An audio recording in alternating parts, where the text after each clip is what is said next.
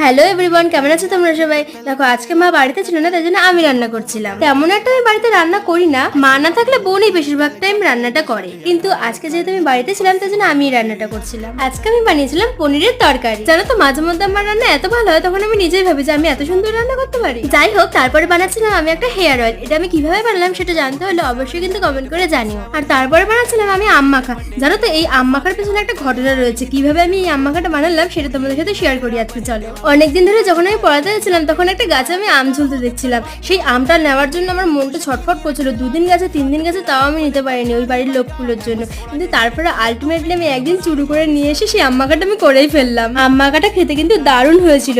এত কষ্ট করে আম পেড়ে নিয়ে এসেছি, ভালো তো হতেই হবে তাই না? আর তারপরে বিকেলে আমরা সবাই মিলে একটু দিদি বাড়িতে গেছিলাম। দেখো কি সুন্দর ঝড় উঠেছে, তাই জন্য সবাই মিলে একটু ছাদে গিয়ে আমরা হাওয়া খাচ্ছিলাম। তারপরে বাড়ি ফেরার পথে বাবা একটু মোমো কিনে দিয়েছিল, তাই জন্য বাড়িতে গিয়ে সেটাই খাচ্ছিলাম। আজকের জন্য টাটা।